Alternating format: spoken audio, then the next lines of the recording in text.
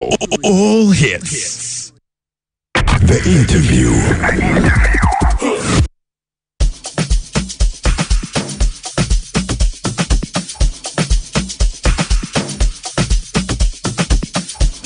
Haya ni muda wa The Interview. Karibu sana, na tuna mengi sana ya kuzungumza na tutakuwa tukizungumza kwa pamoja.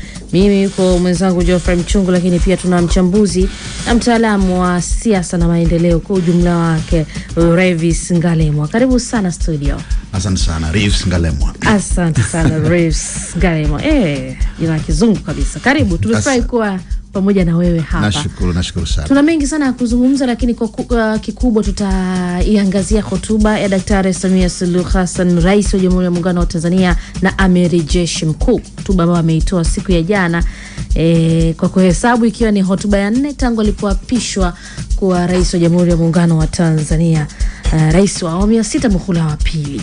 Jana akizungumza na kundi la wazee wa mkoa wa Dar es Salaam, baraza la wazee, amezungumza mambo mengi, yameandikwa sana kwenye vyombo vya ndani na vyombo vya kimataifa. Na hii inafanya kuwa miongoni mwa taarifa kubwa ambayo inajadiliwa sana.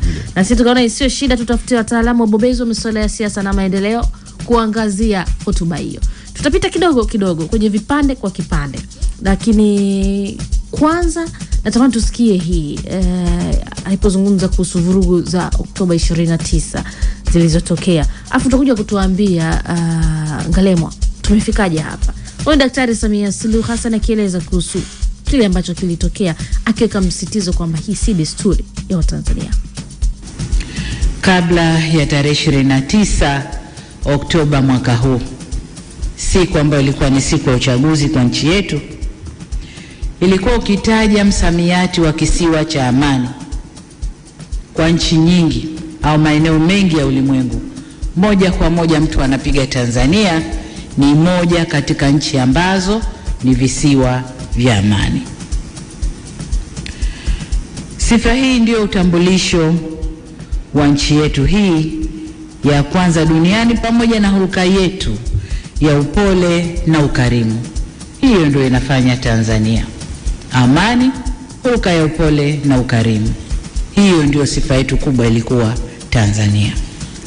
Amani na umoja na utu wetu ndio vilitutambulisha siku zote, hata tukiwa nje. Wakiwa wanafunzi wanasoma huko, na tulipokuwa wanafunzi tunasoma huko. Ukijisema Mtanzania ndani ya ukumbi, kuna Mtanzania atakuja kukufuata bila kujali umetoka wapi, dini yako nini, kabila lako gani. Anakuja kukufuata, mnachapa Kiswahili chenu, mnaendelea na udugu unaanza hapo. Hiyo ndio sifa yetu.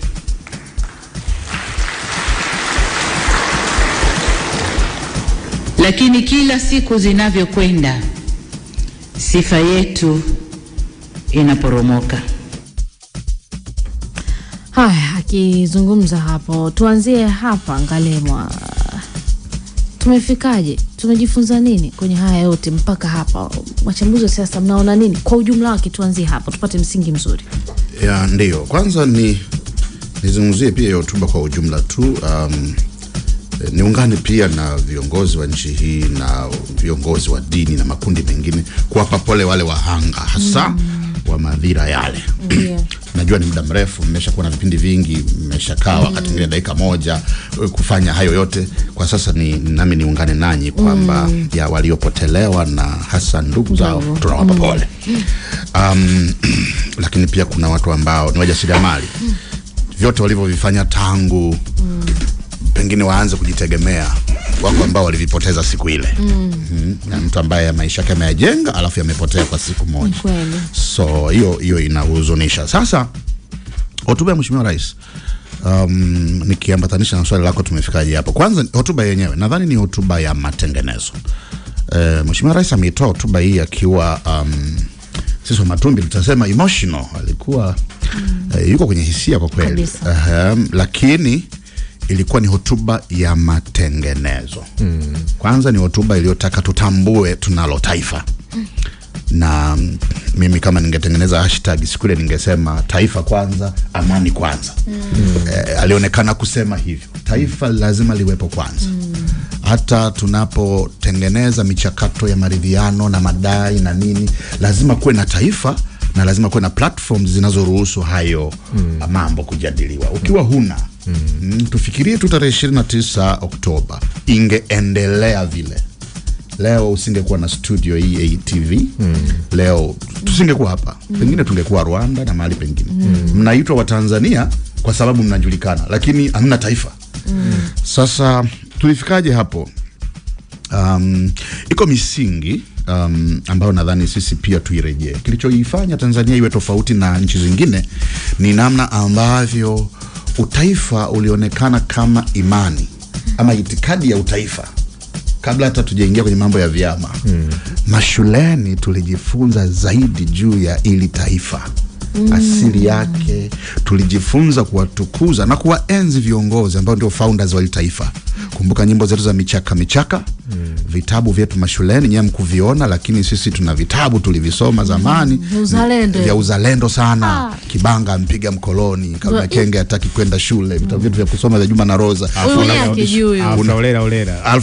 Alfa zile hadithi nazo, kama unajifunza mambo haya ya uandishi unapata mengi sana pale na lugha inaimarishwa. Sasa ile ilikuwa watu wa imani wanaita indoctrination, yani ni kama vile unaingiza kitu ndani ya nafsi.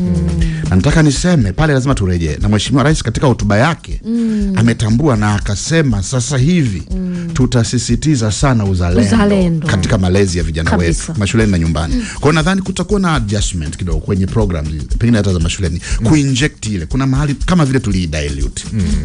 Kwa tumefika hapo, moja wapo nadhani tuliliacha hilo ambalo Marekani, China, Japani wanaendelea navyo vile vitu.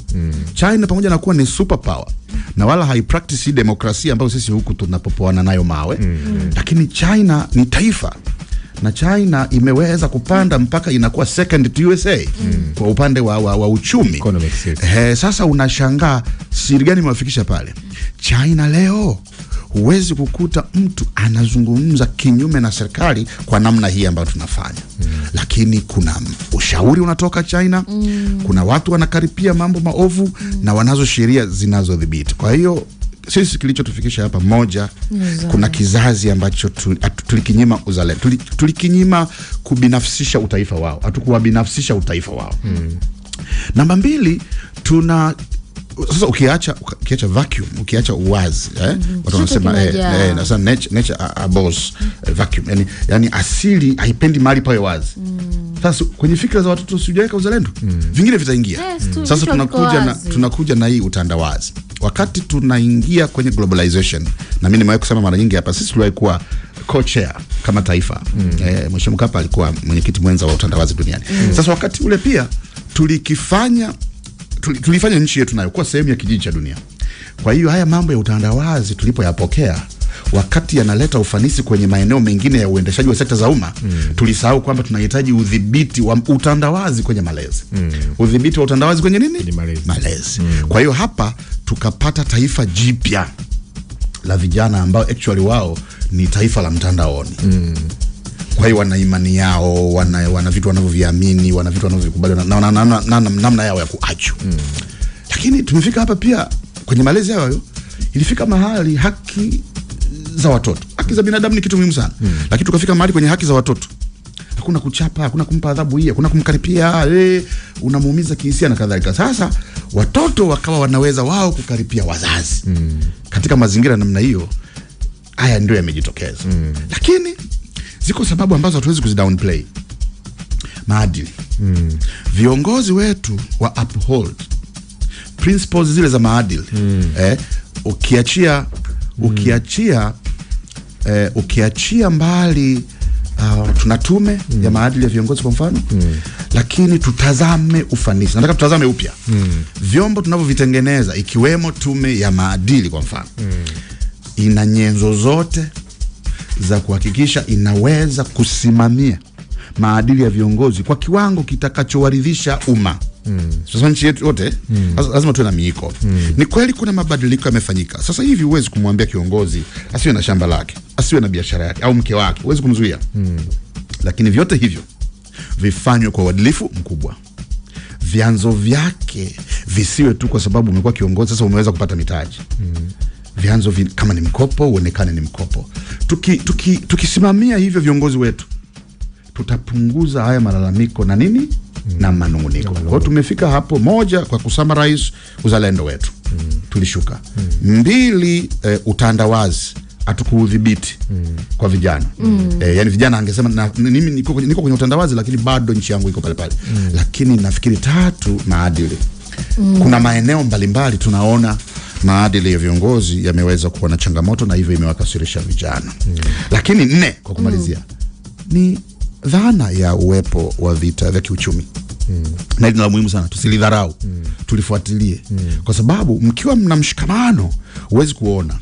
Lakini hawa wenzetu wakiona kuna upenyo wa Tanzania kuwa kama Kongo, tukafaidika na resources.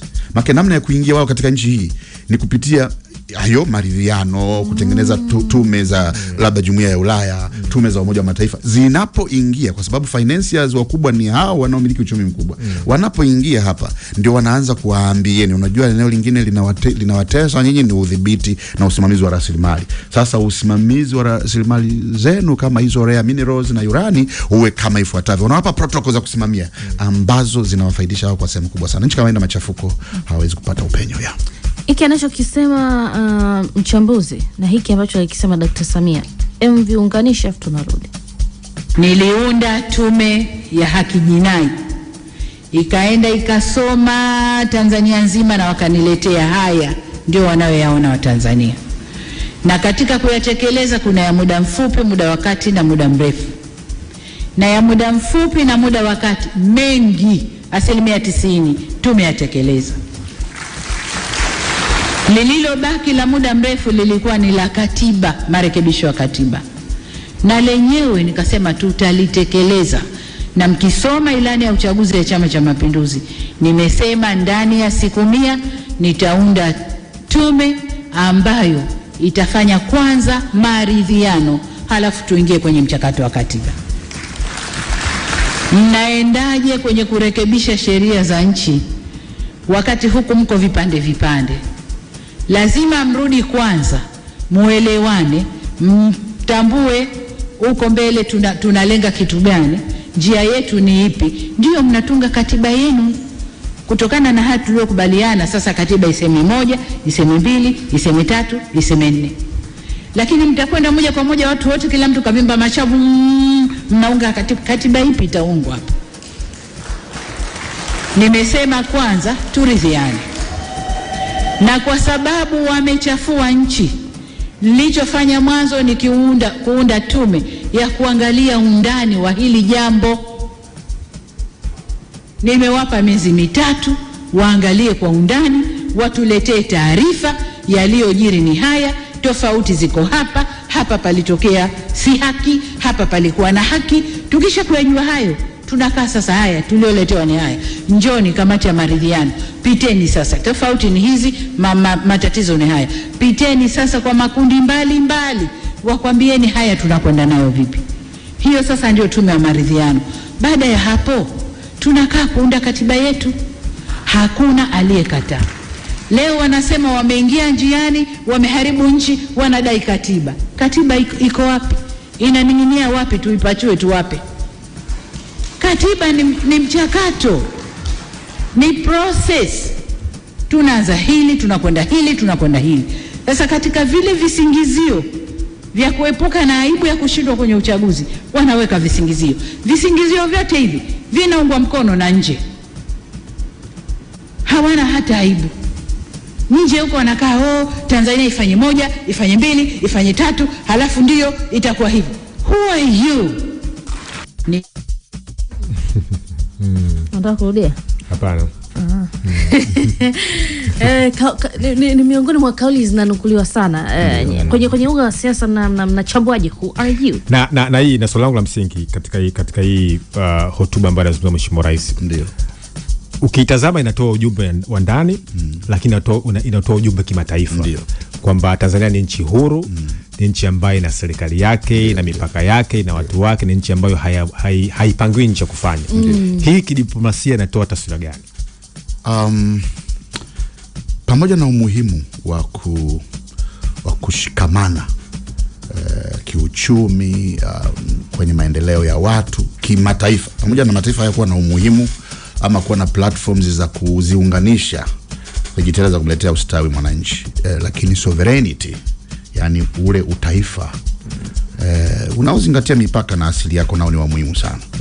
Kwa sababu tunapokuja katika sura ya Umoja wa Mataifa, kila taifa haki zake zimekuwa defined, yani uhuru wa taifa. Lakini unaweza kuona kwa miaka mingi tu baadhi ya maeneo, hasa hizi kanda za uchumi wa chini kama Afrika, labda na maeneo fulani ya Asia, na ambako kuna rasilimali, kumekuwa na utaratibu uliozoeleka tu wenzetu kuingilia mambo yetu.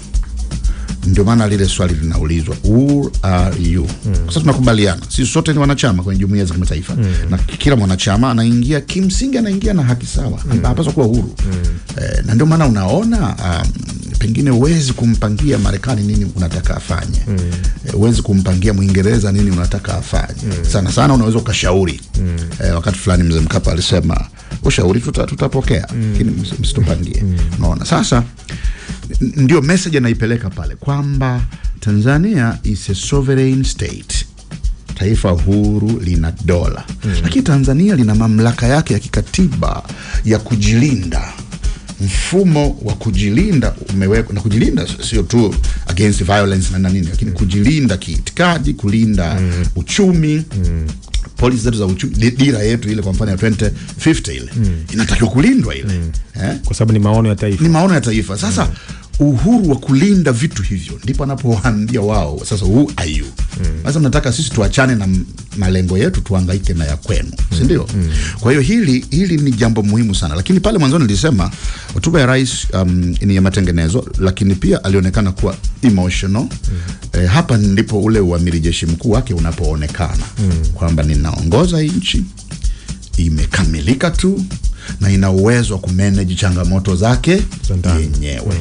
Pale ambapo tunahitaji msaada, utaratibu kupitia madirisha yetu ya kidiplomasia unaweza kufuatwa. Tuna wizara ya mambo ya nchi za nje, tunaona diplomasia nguli wengi tu. Hata huko Umoja wa Mataifa ama Umoja wa Ulaya watakapotaka kuleta inquiry teams, watakutana na wataalamu wetu pia. Kwa hiyo kulikuwa na umuhimu wa sauti ile kusikika. Lakini pia Watanzania wengine wa kawaida ambao wao hawakwenda barabarani kuzipigania haki zao, hizo zinazoitwa haki, dhana ya haki.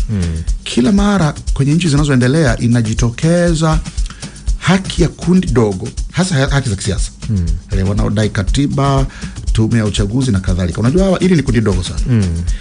Lakini lazima kutengeneza falsafa ya kwamba haya ni mahitaji ya watu wote.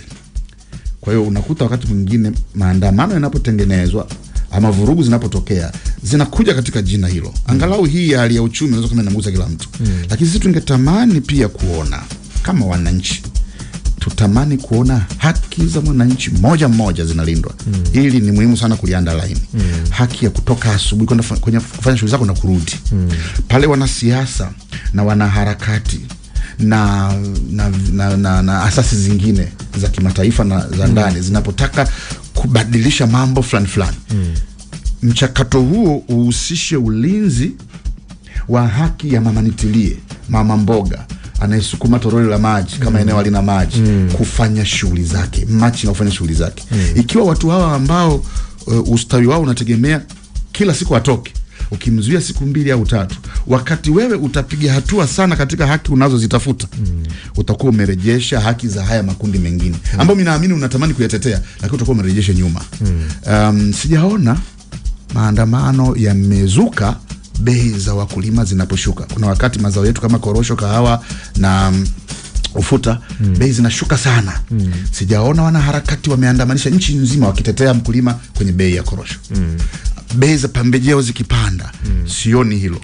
Lakini sijaona wakati mwingine bei za vyakula zinapanda. Sisi walaji wa Dar es Salaam, bei za vyakula, mikate nini, wakati mwingine inapanda ghafla, labda kufuatia ongezeko la bei ya mafuta.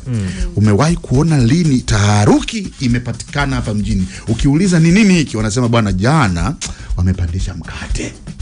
Sio ndio vizuri? Ukiona taharuki ni kwa sababu uchaguzi haukuwa sawa sawa. Tume haiko huru ni jina tu. Sisi tunataka katiba mpya. Ukiona taharuki ni kwa sababu hiyo. Sasa tujiulize, pamoja kwamba wanufaika ni nchi nzima, lakini wadau wa madai hayo ni wangapi? Hivi mama mboga wa Bunju akikaa siku 3 bila kufanya shughuli zake kwa ajili ya katiba, unataka kuniambia utapata ushirikiano naye wa kweli juu ya eneo hilo? Kwa sababu kuna kina mama mboga walioshuhudia wakisema jamani, haya mambo yangeisha kwanza. Yaani sijatoka siku 3. Unaona mjenzi wa nyumba yake pale pana vibarua, hawajaja siku 3, jengo lake limesimama. Mtu analeta vyakula kutoka Mbeya na wapi, Dar es Salaam, magari yamesimama, sio Kibaha, hayaji hapa, vingine vinaharibika.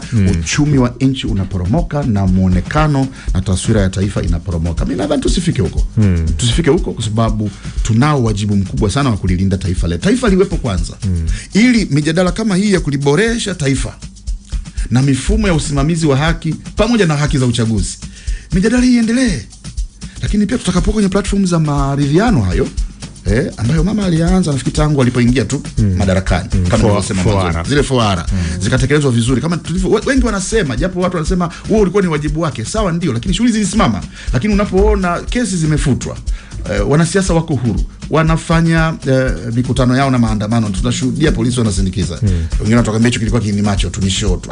Show ambayo Lissu anashirikishwa, show ambayo Mbowe yupo, show ambayo akina nani wapo. Mimi sidhani kama ilikuwa show. That was happening for real. Unaona? Kwa hiyo tuliona mageuzi makubwa sana kwenye awamu ya 6 kwenye eneo hilo. Lakini malimbikizo ya ruzuku na nini yakalipwa.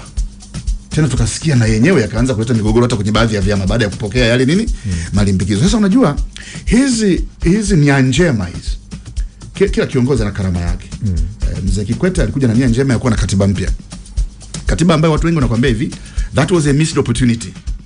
Nitatofautiana na watu wengi katika hili najua. It was a missed opportunity kwa sababu tulipata katiba ambayo mambo ambayo yalichujwa pale kwenye bunge maalum la katiba mengi yalihusiana na muundo wa serikali. Mambo ya muungano. Lakini kulikuwa nasikia kesi za mauaji na kadhalika na kadhalika. Lakini mambo ya msingi yalikuwa yameingia. Tungeanza nayo kwanza hiyo kwa sababu falsafa hiyo ndio Kenya wameitumia. Kenya baada ya katiba mpya wamefanya mapitio mangapi? Ndani ya mengi sana. Lakini na still wale changamoto zinaendelea. Bado zinaendelea. Kwa hiyo wakati mwingine tungethamini matumizi ya zile kodi zetu kwenye lile jambo. Mle ndani kulipita tume huru ya uchaguzi. Kulipita na kumpunguzia madaraka rais kwenye teuzi. Tuliunda vyombo pale. Kwa hiyo kama Marekani tu kama Kenya. Hoja ya serikali 3. Alafu tuliunda usimamizi wa rasilimali. Ulikuwa umepita wote. Yaani nazungumza mambo ambayo yalipita kwenye katiba pendekezo ya bunge. Lakini pia tuwaelimishe Watanzania, tusiwadanganye kwamba mchakato wa katiba hautoki tu kwenye tume ya kitaalamu alafu kaenda moja kwa moja kwa wananchi kwenye referendum. Bunge la katiba nalo huwezi kuliignore. Tuliwatengenezea Watanzania dhana ya kwamba bunge la katiba was redundant na alikupaswa kuwepo. Kwa hiyo mimi niseme kwa kuzingatia muda nataka niseme yale mambo ambayo tunataka kuamsha nayo sasa hivi. Kwanza tuwapatie wenye mamlaka ushirikiano mkubwa. Tuwapatie kwa mfano sasa hivi watu wasi walk out kwenye kumbi za maridhiano. Mchakato ukianza, wale watakao tuwakilisha huko kwenye kutoka makundi mbalimbali, hasa vyama vya siasa. Mimi wasosongo mkuu kwenye vyama vya siasa. Vyama vya siasa wasi walk out kwenye zile kumbi. Kama pana hoja 10, zikipita 6 hoja 7, hizo tunaendelea nazo. Wakati tunaendelea kubishana na hizi. Na hivyo ndivyo nchi inavyojengwa. Lakini ukisema kwa kuwa mawili yameyakataa, mpango mzima ni null and void, hatutaweza kujenga nchi. Kwa hiyo nilikuwa nadhani hii ndio rai yangu kwamba tubaki na taifa hili kwanza. Tubaki na taifa letu. Alafu tuwe wazalendo. Katika mazingira hayo tutaweza kutetea yote hayo. Mengine yanapatikana over time. Mwalimu Nyerere alitoka madarakani akiwa ameacha mambo mengi hayako sawa. Wala vyama vingi alishindwa kuvirudisha wakati wake. Lakini mwaka 92 tuliporejesha mfumo wa vyama vingi, nchi hii wala hawakuwa tayari kupokea vyama vingi. Majority walikataa vyama vingi.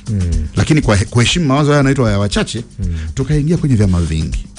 Sasa na mimi nataka niseme tangu 92 mpaka leo nchi hii imepitia mabadiliko makubwa sana. Mazuri. Yes, yamebakia machache au mengi, lakini nayo tu ya approach hatua kwa hatua. Migogoro yetu tuliyokuwa nayo kwenye hoja zetu za muungano kwa mfano, wamepunguza moja baada ya nyingine. Sasa hivi kama kuna hoja ambazo ni outstanding, lazima zitakuwa chache. Tuitumie falsafa ile ambayo ilitumika kusuluhisha issue za muungano, kero za muungano kati ya Tanzania bara na Zanzibar. Mbona tumekwenda vizuri na tujavunja muungano? Sasa kwenye masuala ya siasa, it's about nani akai Ikulu. This is the major issue. Ya tunapouana mitaani sio kwa ajili ya mama mboga, sio, tunauana kwa ajili ya nani anastahili kukaa Ikulu. Sasa hii struggle ya kwenda kwenye madaraka, tuwe waangalifu. Tusiunguze nchi kwa sababu ya hiyo tamaa ya kwenda wapi Ikulu. Kwa sababu hii tutaseti precedence. Ukimuondoa rais kwenye maandamano, wewe usije ukafikiri unaweza kuwa kiongozi kwa raha pale. Na unaweza kutoka maandamano. Tuheshimu mifumo ya kulinda taifa letu. Ibakie vile vile. Kwamba tuna nchi, tuna dola, rais na amiri jeshi mkuu aliingia kwa uchaguzi, hata kama uchaguzi ulikuwa na mapungufu, tupambane kuboresha uchaguzi ujao, mapungufu yale yasijitokeze tena, ili rais atakayeingia kwenye uchaguzi ujao naye aweze kuongoza kwa temu ambayo inakubalika kikatiba. This is very important. Yeah. Haya, kwa sababu ya muda, saa 2 kamili ni muda wa news update. Rais Ngalemu, asante sana, tumefurahi kwa muda haujawa rafiki sana wa kuzungumza, lakini tunashukuru sana kwa tulio yazungumza kwa pamoja. Asante, ilikuwa ni the interview. Nakushukuru sana. Tumevuka boda kuiunganisha miji mikuu ya Tanzania, Kenya na Uganda, na kwa pamoja tumeichagua East Africa Radio kutuleta pamoja. East Africa Radio. Together tunawakilisha. East Africa Radio. Together tunawakilisha. News update.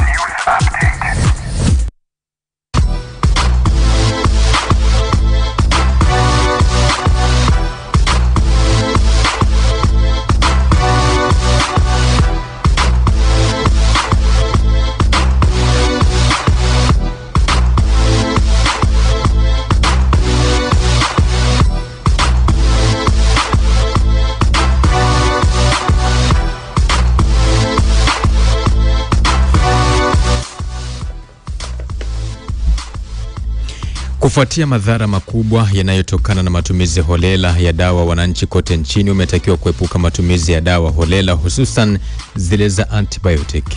Wito huo umetolewa na mganga mkuu wa serikali Dr. Grace Magembe, huku akisisitiza matumizi yasiyo sahihi husababisha usugu wa vimelea na hatimaye dawa kushindwa kutibu mgonjwa.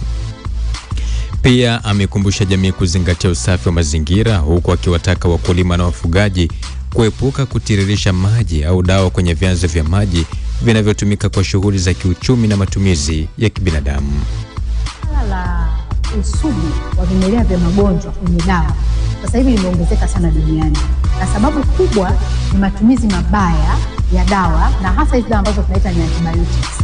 Sasa matumizi mabaya yako yanayotokea kwenye upande wa sekta ya afya, lakini yapo yanayotokea kwenye upande wa sekta nyingine, ikiwemo kilimo, ikiwemo mifugo, ikiwemo maji. Mtu anaweza akajiuliza inakuwa kuwaje? Upande wa sekta ya afya, matumizi mabaya ya antibiotics ni pale ambapo kwanza unatumia antibiotics kiholela holela. Hujaandikiwa na daktari, wewe unasema tu anasikia mafua, unaingia kwenye duka la dawa unachukua antibiotics unakunywa. Au wakati mwingine unaandikiwa antibiotics, dozi ni siku 7.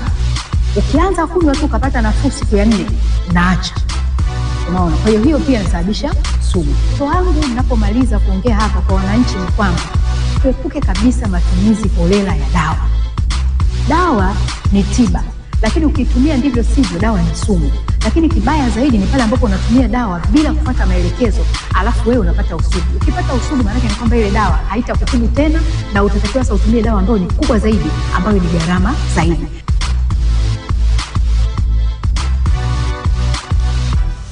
Mwendesha mashtaka mkuu wa serikali DPP amewaachia watuhumiwa 6